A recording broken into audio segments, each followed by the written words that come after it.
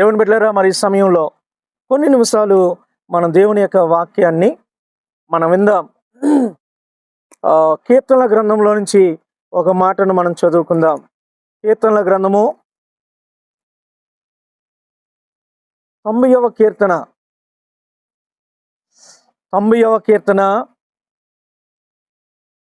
10వ వచనం 11వ వచనాన్ని మనం చదువుదాం. మా ఆయుష్కాలము 70 సంవత్సరాలు, అధిక బలమున్న ఎడల 80 సంవత్సరములగును. అయినను వాటి వైభవము ఆయాసమే, దుఃఖమే. అది త్వరగా గతించును, మేము ఎగిరిపోదుము. నీ ఆగ్రహ బలము ఎంతో ఎవరికి తెలియను. నీకు చెందవలసిన భయము కొలది పుట్టు నీ క్రోధం ఎంతో ఎవరికి తెలియను. స్తోత్రం చెప్పండి. హల్లెలూయా. దేవుని బిడ్డలారా, జాగ్రత్తగా ఇక మీరు సమయం మీద దృష్టి పెట్టుకోవద్దు. దేవుడు నాకు సమయం నాకు జ్ఞాపకం చేస్తానంటాడు. నేను ముగిస్తాను. కాబట్టి శ్రద్ధగా మీరు దేవుని మాటల మీద దృష్టి పెట్టండి. రాత్రి కూడా చెప్పాను, ఏమండి, మనం వచ్చి వెళ్ళిపోవడం వల్ల ప్రయోజనం లేదు. మనం వచ్చినప్పుడు దేవుని ఆశీర్వాదాన్ని మనం చేత పట్టుకొని పోవాలా. హల్లెలూయా. ఏమండి, పరమానందికి ఎంతమంది శిష్యులు? 12 మంది శిష్యులు.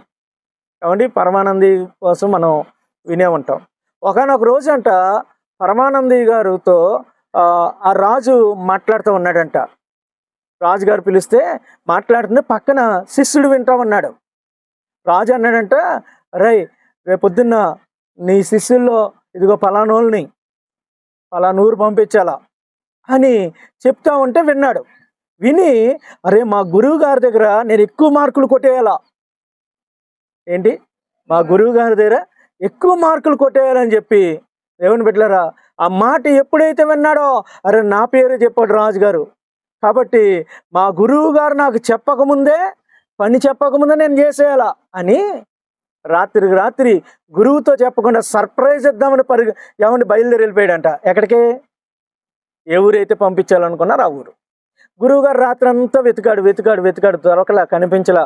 అయ్యో ఈడెక్కడ పోయిండో, అసలు ఈడేమైపోయిండో అనుకొని మరొక వ్యక్తిని పంపించాడంట ఆ ఊరు పని చెప్పి. ఈడు 2 రోజుల తర్వాత వచ్చాడు. 2 రోజుల తర్వాత వచ్చినాక గురువుగారు అడుగుతున్నాడు, రే ఎక్కడ పోయినవరా అంటే, అయ్యా ఫలానా రోజు మొన్న రాజుగారు మీరు మాట్లాడుకోండి నేను విన్నాను. ఏమని మాట్లాడుకున్నారు? నన్ను ఫలానా ఊరు పంపించాలనుకున్నారు కదా. నేను విని వెంటనే బట్టలు సదురుకొని ఊరెళ్ళి వచ్చేసాను. హల్లెలూయా. స్తోత్రం చెప్పండి. అమ్మాయి ఏంటి? వెంటనే బట్టలు సదురుకొని ఊరికెళ్ళి వచ్చేసి. ఎందుకు వెళ్ళావురా? ఏమయ్యా తెలీదు. ఏం చేసావురా? ఏమో మీరు చెప్పలేదుగా. హల్లెలూయా. స్తోత్రం చెప్పండి. కొంతమంది ఎందుకు వస్తారో తెలియదు, ఎందుకు వెళ్తారో తెలియదు. వీళ్ళందరూ పరమానంద శిష్యులు, యేసయ్య శిష్యులు కాదు వీళ్ళు. స్తోత్రం చెప్పండి. హల్లెలూయా.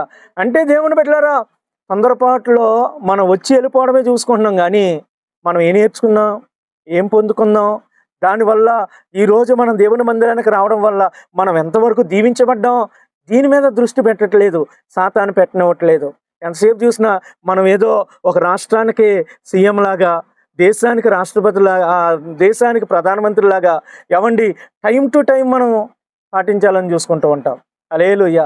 కాదు బిడ్డలారా, నువ్వు దేవుని సన్నిధికి వచ్చినప్పుడు 10 నిమిషాల్లో పెద్ద కొంపలు మునిగిపోయేది ఏమీ జరగదు. కానీ దేవుడు మనల్ని దీవిస్తున్నాడా లేదా, దేవుని సన్నిధిని మనం పొందుకుంటున్నామా లేదా అనే దాని మీద మనం దృష్టి పెట్టినప్పుడు మనం దీవించబడతాం, ఆశీర్వదించబడతాం. దేవునికి స్తోత్రం చెప్పండి. హల్లెలూయా.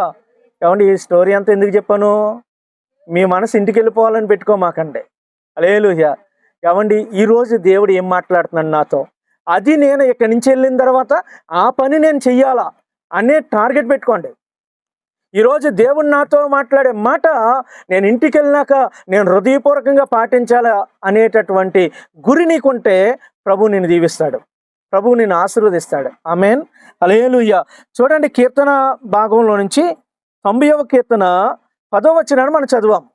మా ఆయుష్కాలము 70 సంవత్సరాలు, అధిక బలమున్న ఎడల 80 సంవత్సరములు అగును. అయినను వాటి వైభవము ఆయాసమే, దుఃఖమే. ప్రభుకు స్తోత్రం చెప్పండి. హల్లెలూయా. అది త్వరగా గతించును, మేము ఎగిరిపోదుము. దేవునికి స్తోత్రం. వాక్యం చెప్తుంది బిడ్డలారా, శ్రద్ధగా వినాలి. ఏమమ్మా, మనకు దేవుడిచ్చిన ఆయుష్కాలం 70 సంవత్సరాలు, 80 సంవత్సరాలే. ఏమండి, ఆ 80 సంవత్సరాల కాలమైన ఎలాగంట? ఆయాసంతో, దుఃఖముతో, రోగాలతో, జబ్బులతో బతకడం. హల్లెలూయా. ఇంకా ఇంకా భయంకరమైనటువంటి జీవితం ఏంటంటే 70-80 సంవత్సరాలు బతికే వాళ్ళు కూడా నేటి కాలంలో లేరు లేరు ఏమండి, ప్రసంగి గ్రంథంలో మాట రాయబడి ఉంటుంది. ఒకసారి చూడండి. ప్రసంగి గ్రంథం, దేవుని నియమించిన ఆయుష్కాలం 70-80 సంవత్సరాలు అయితే ప్రసంగి గారు ఈ మాట రాస్తూ ఉంటాడు. ప్రసంగి గ్రంథము 7వ అధ్యాయము 17వ వచనం. అధికముగా దుర్మార్గపు పనులు చేయకము, బుద్ధిహీనంగా తిరగవద్దు, నీ కాలమున కన్నా ముందుగా నీ వేళ చనిపోదువు. స్తోత్రం చెప్పండి. హల్లెలూయా. అమ్మ, వాక్యం ఏం చెప్తుంది? దేవుడు నీకు 70 సంవత్సరాలు, 80 సంవత్సరాలు బ్రతకరా, సంతోషంగా జీవించరా, నీ పిల్లలతో, నీ మనవళ్ళతో, మనవరాంటితో ఉండరా అని దేవుడు నియమిస్తే, కొంతమంది బుద్ధిహీనంగా తిరిగి, ఆలోచన లేకుండా తిరిగి, ఏమండి, దుర్మార్గపు పనులు చేసి ఇతరులను ఏడిపించుకుంటూ, ఇతరులను పొట్టగొట్టుకుంటూ, ఏమండి, కుటుంబ సభ్యులను ఏడిపించుకుంటూ, పిల్లలను ఏడిపించుకుంటూ, తల్లిదండ్రులను ఏడిపించుకుంటూ వీరేం చేస్తున్నారు? వారి కాలానికన్నా ముందే చచ్చిపోతున్నారు. దేవుడిచ్చినటువంటి ఆయుష్కాలం కన్నా ముందే చనిపోతూ ఉన్నారు. హల్లెలూయా. దేవునికి స్తోత్రం చెప్పండి. ఈరోజు మరణం నిన్ను తాకుతుందంటే ఏమండి, కొన్ని కారణాలు ఉన్నాయి. కొన్ని కారణాలు. దేవునికి ఇచ్చినటువంటి ఆయుష్కాలము 70-80 సంవత్సరాలు. అందులో దానికన్నా ముందే నువ్వు చచ్చిపోతున్నావు అంటే రెండు కారణాలు ఉన్నాయి. అమ్మ వినండి. 2 కారణాలు బట్టి నీకు దేవుడిచ్చిన సమయం కన్నా ముందే నువ్వు చచ్చిపోతావు. ఏంటి 2 కారణాలు అంటే, మొదటి కారణం ఇప్పుడు మనం చదువాం. ప్రసంగి గ్రంథం 7వ అధ్యాయము, ఏమండి, 17వ వచనంలో. ఏంటి మొదటి కారణం? బుద్ధిహీనంగా తిరగడం, బుద్ధి లేకుండా తిరగడం, ఆలోచన లేకుండా తిరగడం. ఏమండి, పనికిమాలినటువంటి సరదాల కొరకు మనం తిరిగి, దేవుని బిడ్డలారా, మన సమయాన్ని, మన యొక్క జీవిత ఆయుష్కాలాన్ని మనం తగ్గించేసుకుంటున్నాం.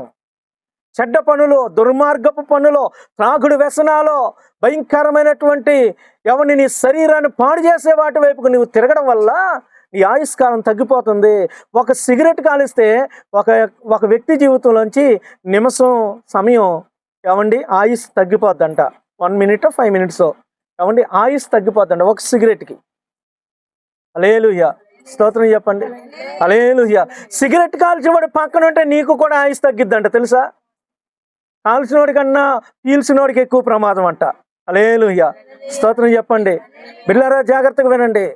ఈ లోకం ఏం చేస్తుందో తెలుసా? నీ ఆయుస్సును తగ్గిస్తుంది. నీ బుద్ధి లేని పనులు నీ ఆయుస్సును తగ్గిస్తున్నాయి. నువ్వు చేసే దుర్మార్గపు పనులు దేవుడు నీకు ఇచ్చినటువంటి ఆయుష్కాలాన్ని తగ్గించేస్తున్నాయి.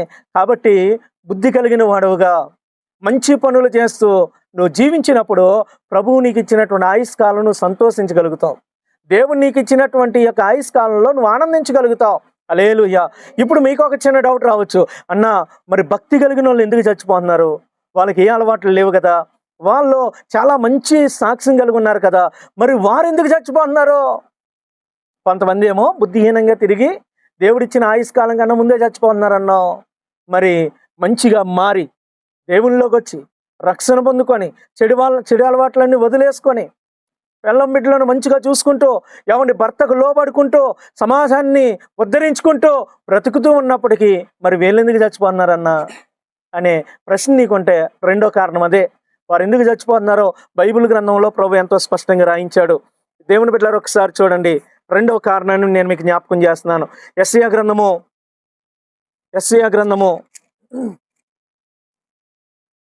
57వ అధ్యాయం 1వ వచనం.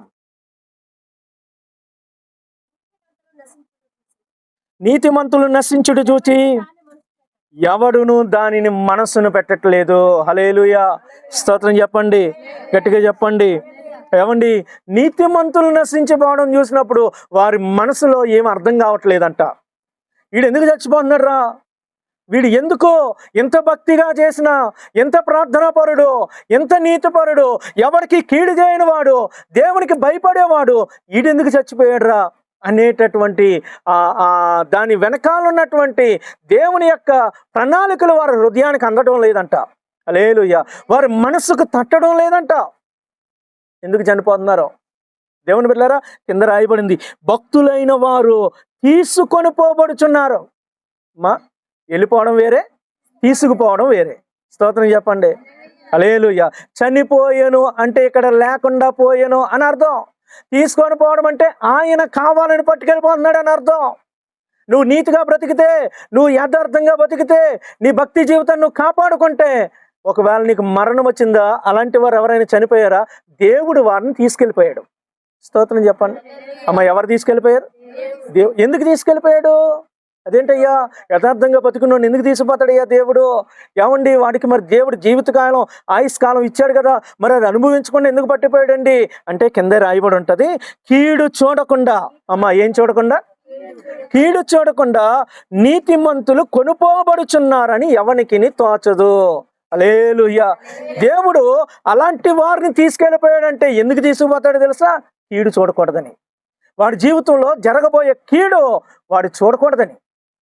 ఏమండి, వాడి జీవితకాలంలో జరగబోయే నష్టం వాడి మీదకి రాకుండా ఉండడానికి ప్రభు అలాంటి వారిని పట్టుకొని వెళ్ళిపోతాడంట, తీసుకెళ్ళిపోతాడంట.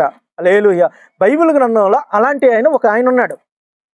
నేను ఆయన కోసం చెప్పిన తర్వాత, దేవుని బిడ్డలారా, ఈరోజు ప్రభు మీతో ఇమ్మని చెప్పిన వర్తమానంలో నేను వెళ్తాను. హల్లెలూయా. ఏమన్నా అలాంటి ఒక ఆయన ఉన్నాడు. ఆయన పేరు హిజ్కియా. ఏం పేరమ్మా? హిజ్కియా. స్తోత్రం చెప్పండి. హల్లెలూయా. హిజ్కియా అనేటటువంటి ఒక రాజు ఉన్నాడు.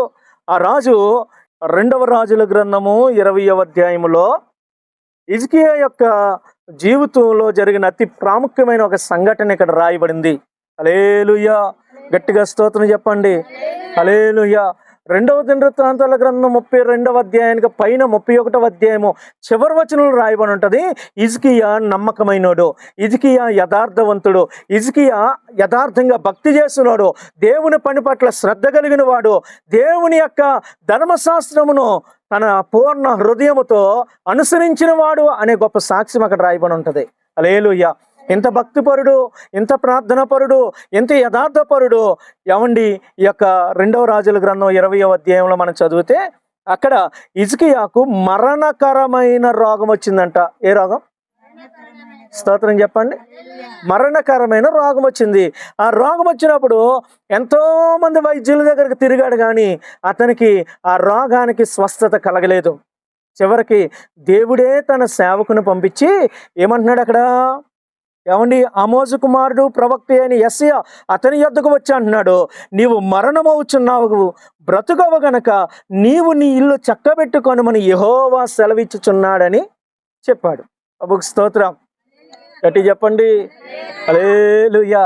అమ్మ, ఎవరు పంపించారు వార్త? దేవుడు. ఏమండి, తన పాస్టర్ గారిని పంపించాడు, సేవకుని పంపించాడు. పంపించి, ఇదిగో అక్కడ నా కొడుకు ఏమండి కన్నీళ్ళు గార్చి ప్రార్థన చేస్తున్నాడు, ఏడుస్తున్నాడు, కుమిలిపోతున్నాడు, నాకు ఈ జబ్బు నుంచి విడుదల కలగట్లేదని ఏడుస్తున్నాడు. కాబట్టి యెషయా, నువ్వు పోయి నా మాటగా చెప్పు. ఏమని చెప్పాలయ్యా? నువ్వు చచ్చిపోతున్నావు కాబట్టి నీళ్లు చక్కబెట్టుకోమని నేను చెప్పానని చెప్పు అన్నాడు. స్తోత్రం చెప్పండి. అక్కడ అదే కదా చెప్తా. ఏమండి, నీళ్లు చక్కబెట్టుకో హిజ్కియా, నువ్వు మరణం అవుతున్నావు కాబట్టి నీళ్లు చక్కబెట్టుకోమని దేవుడు చెప్పాడు అని వచ్చి చెప్పాడు. ప్రభువుకు స్తోత్రం. హల్లెలూయా. దేవుడు చెప్పిన తర్వాత కూడా హిజ్కియా ఏం చేశాడు? గోడ తట్టు తిరిగి కన్నీళ్లు కార్చి ప్రార్థన చేయడం మొదలెట్టాడు. అయ్యా, నా భక్తి తెలియదా? నా యథార్థత తెలియదా? నేను ఎంత సత్యంగా నడిచానో తెలియదా? నేనెంతని తన నీతిని, తన భక్తిని, తన యథార్థతను, తను చేసినటువంటి ప్రతి మంచి కార్యాన్ని దేవుని మీద ఎదురు పెట్టి, ఈయనేదో నీతిమంతుడిగా, దేవుడేదో ఏమండి అన్యాయస్తుడిగా ఈయన మాట్లాడడం మొదలెట్టాడు. స్తోత్రం చెప్పండి. గట్టిగా చెప్పండి. హల్లెలూయా. అమ్మ, అర్థమవుతుందా? ఏమని మాట్లాడుతున్నాడు? అసలు నన్ను ఎందుకు చంపుతావు? నువ్వు నన్ను ఎందుకు పట్టుకుపోతావు? నేను ఎంత యథార్థంగా భక్తి చేసినా, నేను ఎంత అనుకూలంగా నడిచా, నువ్వు ఏదంటే అది చేశాను కదా, నువ్వు ఏమంటే దానికి నేను అంగీకరించాను కదా, నన్ను ఎందుకు చంపేస్తావు అని ప్రార్థన చేసి ఉంటాడు బహుశా. ఆ కింద అదే మాట ఉంటుంది 3వ వచనంలో, యెహోవా యథార్థ హృదయుడనై సత్యముతో నీ సన్నిధిని నేనిట్లు నడుచుకుంటునో, నీ దృష్టికి అనుకూలముగా సమస్తమును నేనిట్లు జరిగించుతునో, కృపతో జ్ఞాపకం చేసుకోమని హిజ్కియా ప్రార్థనలు చేయడం మొదలెట్టాడు. హల్లెలూయా. స్తోత్రం చెప్పండి. అంటే దేవుడే చెప్పినా హిజ్కియాకి ఇష్టం లేదు వెళ్ళడం. అమ్మ, అర్థమైందా? ఎంతమందికి అర్థమైంది? మరణ వార్త ఎవరు పంపించారు? డాక్టర్ గారు కాదు, దేవుడు పంపించాడు. హిజ్కియా, నువ్వు చచ్చిపోతున్నావు, నేను తీసుకెళ్ళిపోతా, నువ్వు ఏదైనా కథా కార్యక్రమాలు ఉంటే చక్కబెట్టుకుని అయినా అంటే హిజ్కియాకు చచ్చిపోవడం ఇష్టం లేదు. అయ్యా అప్పుడే చచ్చిపోతేట, నన్ను అప్పుడే పట్టుకుపోతే ఎట్లా అని దేవుని యొక్క మాటను కాదని తను దేవుని మీద నేరారోపణ చేస్తున్నట్లుగానే ఇక్కడ మాటలు పలుకుతూ ఉంటాడు. హల్లెలూయా. నేను ఎంత యథార్థవంతున్నయ్యా, నేను ఎంత భక్తిగలనయ్యా, నేను నీ మార్గాన్ని ఎప్పుడు విడిచిపెట్టలేదయ్యా, నీవు ఏదంటే అదే చేశాను, నేను ఎప్పుడు నీకు ప్రతికూలంగా లేను, అనుకూలంగానే బ్రతిక, అలాంటి నాకేంటి మారను అన్నట్టు ప్రార్థన చేస్తే వెంటనే వచ్చిన ప్రవక్త గేట్ దాటక ముందే అన్నాడు, అరే నీ ప్రార్థన నేను విన్నానురా, నీకు మరొక 15 సంవత్సరాలు అంటే నీ ఆయుష్కాలం నాకేం అక్కర్లొద్దు, నీ ఆయుష్ నీకు ఇచ్చేస్తున్నానని చెప్పని మళ్ళా ప్రవక్తను పంపించాడు. హల్లెలూయా. స్తోత్రం చెప్పండి. ఎన్ని సంవత్సరాల ఆయుసు అంటే ఇంకో 15 సంవత్సరాలు ఇతను బతకాల, కానీ ప్రభు ముందు పట్టుకొని వెళ్ళిపోవాలనుకున్నాడు. ఏమండి, ఈ 15 సంవత్సరాల ఆయుసు పొందుకున్న హిజ్కియా సుఖపడ్డాడంటవా? బైబిల్లో రాయబడింది, హిజ్కియా సుఖపడలేదు. ఏమండి, ఇతడు రోగం నుంచి బయటకు వచ్చిన తర్వాత 12వ వచనంలో దేవుని బిడ్డలారా, నెబుకద్నెజరు అనేటటువంటి రాజు తన యొక్క సేవకులను పంపించి ఫలానా వాడి ఇంటికి వెళ్ళి వాడు రోగంతో ఉన్నప్పుడు బతికాడంటరా, చచ్చిపోవలసిన వాడు బాగుపడ్డాడంట, అతని దగ్గరికి వెళ్ళి నేను అడిగానని చెప్పిరండి అనగానే వాళ్ళందరినీ చేర్చుకొని ఇల్లు మొత్తం తిప్పి చూపించాడు. హల్లెలూయా. స్తోత్రం చెప్పండి. మొట్టమొదటిగా బైబిల్ గ్రంథంలో మొదటి హోమ్ టూర్ ఎవరు చేశారంటే, హోమ్ టూర్ అంటే తెలుసా? యూట్యూబ్లో వస్తూ ఉంటుంది. హోమ్ టూర్ అంటే ఇదిగో ఇది మా బెడ్రూము, ఇదిగో ఇది మా బాత్రూము, ఇదిగో ఇది మా కిచెను, ఇదిగో ఇది మా ఫిల్లో. ఏమండి, యూట్యూబ్లో మీరు కొట్టి చూడండి, సెలబ్రిటీస్ అందరూ హోమ్ టూర్లు చేసి చూపిస్తూ ఉన్నారు. పోలీసు వాళ్ళు అన్నారు, తల్లి నీకు దండాలు పెడతా, మీరు హోమ్ టూర్లు ఆపండి, దొంగోడికి మీరే మీ బీరువా తాళాలు ఏడున్నాయో మీ వీడియోల్లో మీరే చెప్తున్నారు, మేము కాపలాగాయలో చచ్చిపోతున్నాం, మీరు ఆపండి తల్లి అని పోలీసులు దండాలు పెడతా ఉన్నారు. బైబిల్లో మొదటి హోమ్ టూర్ చేసింది ఎవరంటే తెలుసా? ఇదిగో ఈ యొక్క హిజ్కియా. వచ్చినటువంటి శత్రు దేశపు రాజుకి తన ఖజానా గదులని చూపించాడు, తన ఆస్తిపాస్తులను చూపించాడు, తన ఇల్లంతా తిప్పి చూపించాడు. తిప్పి చూపించిన తర్వాత మళ్ళా పాస్టర్ గారు వచ్చి అన్నాడు, ఎవయ్యా హిజ్కియా, నీ ఇంటికి ఎవరో వచ్చారంటే దేవుడు నాకు చెప్పాడు, ఎవరు వచ్చారో వాళ్ళు అనగానే హిజ్కియా అన్నాడు, అయ్యా దూరదేశం నుంచి, బబులోను అనే సామ్రాజ్యం నుంచి కొంతమంది నన్ను పరామర్శించడానికి వచ్చారయ్యా అంటే అప్పుడు ఈయన అన్నాడు, మరి ఏమేం చూపించావు వాళ్ళకే అనగానే చూడండి హిజ్కియా ఏమన్నాడు తెలుసా? ఈ మాటలు మనం చదువుదాం. నేను చదువుతున్నా చూడండి, 13వ వచనం. హిజ్కియా దూతలు వచ్చిన మాట విని వారిని లోపలికి రప్పించి తన నగరునందేమి రాజ్యమందేమి కలిగిన సమస్త వస్తువులలో దేనిని మరుగు చేయక తన పదార్థములు గల కొట్టును, వెండి బంగారములను, గంధవర్గములను, పరిమళ తైలమును, ఆయుధశాలలను, తన పదార్థములలో ఉన్న సమస్తమును వారికి చూపించెను. హల్లెలూయా. సమస్తం అంటే అన్నీ. ఇప్పుడు పిమ్మట ప్రవక్త అయిన యెషయా రాజైన హిజ్కియా వద్దకు వచ్చి, ఆ మనుషులు ఏమనిరి, నీ వద్దకు ఎక్కడి నుంచి వచ్చిరి అని అడిగగా హిజ్కియా అంటున్నాడు, బబులోను దూరదేశం నుండి వారు వచ్చి ఉన్నారని చెప్పాను, నీ ఇంటిలో వారు ఏమేమి చూసితిరి అని వారిని అడగగా హిజ్కియా అంటున్నాడు, నా పదార్థములలో దేనిని మరుగు చేయక నా ఇంటిలో ఉన్న సమస్తమును నేను వారికి చూపించి ఉన్నాను అనేను. అప్పుడు యెషయా అన్నాడు, పాస్టర్ గారు అన్నాడు, ఏమండి దేవుని చేత పంపబడిన దైవజనుడు అన్నాడు, ఏమన్నాడు తెలుసా హిజ్కియాతో ఇట్లనను, యెహోవా సెలవిచ్చి మాట వినుము, వచ్చు దినములలో ఏమీ మిగలకుండా నీ నగరునందున సమస్తమును నేటి వరకు నీ పితరులు సమకూర్చి దాచిపెట్టినదంతయు బబులోను పట్టణానికి ఎత్తుకొని పోబడునని యెహోవా సెలవిచ్చుచున్నాడు. అమ్మో, వింటున్నారా? స్తోత్రం చెప్పండి. 15 సంవత్సరాల ఆయుస్సు దేవునితో పోట్లాడి నాకెందుకవ్వో, నన్ను ఎందుకు బ్రతికించో, నేనేం తప్పు చేసినా, నేనేమన్నా నీతిగా బతకలేదా, నేనేమన్నా యథార్థంగా బతకలేదా అని కన్నీళ్లు గార్చి సంపాదించుకున్న ఆయుష్కాలం ఎలా బతికాడంట? పేదరికంలో బతికాడంట. స్తోత్రం చెప్పండి. ఎందుకని ఇదిగో శత్రువు వచ్చి నీ పదార్థాలన్నీ ఎత్తుకొని పోతాడు అనగానే అమ్మ ఎలా ఉంటుంది? గుండె పగిలిపోయి ఉండదా? హల్లెలూయా. అక్కడితో ఆగిపోయిందా? లేదండి. ఇంకో కొంచెం కింద చదివితే 18వ వచనంలో అంటాడు, మరియు నీ గర్భమందు పుట్టిన నీ పుత్ర సంతును బబులోను రాజు నగరునందు నపుంసకులుగా చేయుటకై వారు తీసుకొని పోబడుదురు. హల్లెలూయా. అమ్మ ఏంటి రే, నీ ఆస్తి ఎత్తుకుపోవడం కాదు, నీ పిల్లలను పట్టుకొని పోయి నపుంసకులుగా అంటే ఆడామగా కానివారుగా చేసి ఆ రాజ్య సంస్థానంలో పెట్టి వాళ్ళని అక్కడే ఉంచుకుంటాడు ఆ రాజు వచ్చి. అంటే ఎంత కీడు చూడుతున్నాడు ఇప్పుడు. ఒకవేళ దేవుడు అన్నట్లుగా ఆ రోజే చనిపోయి ఉంటే ఈ కీడంతా జరిగేదా? మాట్లాడలేదు. ఇదంతా జరిగేదా? తన పిల్లలకి క్షేమం ఉండేది, తన ఆస్తి భద్రంగా ఉండేది. దేవుడు ఏదైనా ఒక కార్యం మన జీవితంలో చేస్తున్నాడంటే దాని వెనకాల చాలా చాలా ఆలోచన ఉంటుంది. మన కుటుంబం పట్ల దేవునికి చాలా భద్రత కలిగినటువంటి దేవుడు. హల్లెలూయా, స్తోత్రం చెప్పండి. ఏమండి, మనం ఏదో పోరాడి దేవుడితో తన్నుకులాడి పెనుగులాడి సంపాదించుకునేది కాదండి. దేవుడిస్తే మనకు వచ్చింది ఇది. హల్లెలూయా, స్తోత్రం చెప్పండి. మన ఈ యొక్క హిజ్కియా దేవునితో పోరాడి దేవునితో పెనుగులాడి, ఏమండి, దేవుణ్ణి మీద నిందలు వేసి, అయ్యా నా ఆయుస్సు నువ్వు ఎందుకు తీస్తున్నావు, నా ఆయుస్సు నాకు అనవసరం, నువ్వు నాకు ఇస్తావా, ఇవ్వని పోట్లాడితే నీ ఆయుష్ నాకెందుకురా, తీసుకో అన్నాడు. తక్కిన 15 సంవత్సరాల ఆయుష్ కాలం ఎలా బతికిండు ఇదిగో మనం చూస్తున్నాం. దేవుని బిడ్డలారా, తన కళ్ళ ముందే తన ఆస్తి కోల్పోయాడు. తన కళ్ళ ముందే తన పిల్లలు, ఏమండి, శత్రుదేశపు రాజులు వచ్చి ఎత్తుకొని పోవడం నువ్వు చూస్తావు హిజ్కియా అని దైవజనుడు ప్రకటించాడు. నపుంసకులైపోయారు. హల్లెలూయా, వింటున్నారా బిడ్డలారా? ఎంత భయంకరమైనటువంటి పరిస్థితులు. హల్లెలూయా, హల్లెలూయా. అందుకే దేవుని చిత్తం, అయ్యా నీ చిత్తమే నా జీవితంలో జరుగునుగాక అని నువ్వు ప్రార్థన చేయాలి. కానీ నువ్వేదో నాకు ఇది ఉందయ్యా, ఇది తీసేయ్యా, అది ఇచ్చేయ్యా, అది కావాలయ్యా, ఇది కావాలయ్యా అనే ప్రార్థనలు కాదు. ప్రభువా, ఒకవేళ ఈ సమస్య నీ ద్వారా పెట్టావా, నీ చిత్తంలో పెట్టావా, దీన్ని జయించగలిగిన శక్తి నాకు ఈ ప్రభు అని ప్రార్థన చేయాలా. తీసే ప్రభు అని ప్రార్థన చేయకూడదు. నీకు శ్రమ వచ్చిందా, ఈ శ్రమను జయించే శక్తి నాకు ఈ ప్రభువా. కష్టం వచ్చిందా, ఒకవేళ నీ చిత్తమైతే ఈ కష్టం నాతో ఉంచు, దీన్ని జయించగలిగిన శక్తిని కూడా నాకు ఈ ప్రభువుని మనం ప్రార్థన చేయాలా. అందుకే యాకోబు గారు తన పత్రిక రాస్తూ, దేవుని బిడ్డలారా, అక్కడ ఒక అద్భుతమైన మాట రాస్తూ ఉంటాడు. యాకోబు పత్రికలో ఒక అద్భుతమైన మాటను నేను మీకు జ్ఞాపకం చేస్తాను, చూడండి.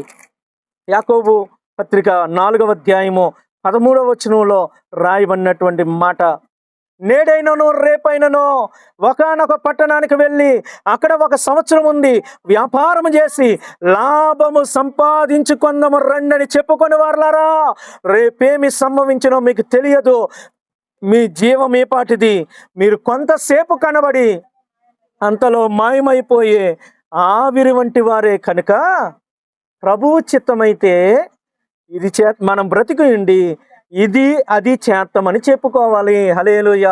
అంతేగాని నేను అది చేస్తాను, ఇది చేస్తాను, నేను బిల్డింగులు కడతాను, నేను మేడలు కడతాను, మిద్దెలు కడతాను, ఆ దేశం పోతా, ఈ దేశం పోతా, ఈ కాదు. మనం అడగాల్సింది ఏంటి తెలుసా? అయ్యా నీ చిత్తమైతే నేను ఇది చేస్తాను ప్రభువా, నీ చిత్తమైతే నేను అలా ఉంటాను ప్రభు అని నువ్వు ప్రార్థన చేయాలా. ప్రభుకి స్తోత్రం చెప్దామా? హల్లెలూయా. గట్టిగా చెప్దామండి, గట్టిగా చెప్దామా? ఏమండి, ఈరోజు దేవుని బిడ్డలారా, ప్రాముఖ్యమైనటువంటి 2 మాటలు నేను ఇంతవరకు మీకు జ్ఞాపకం చేశాను. ఏంటి 2 మాటలు? దేవుడు మనకిచ్చిన ఆయుష్ కాలం 70 సంవత్సరాలు, 80 సంవత్సరాలు. ప్రభు ఇచ్చినటువంటి ఆయుష్ కాలం కూడా బ్రతకకుండా చచ్చిపోయే వాళ్ళు కొంతమంది ఉన్నారు. ఏమండి, వారు 2 రకాలు.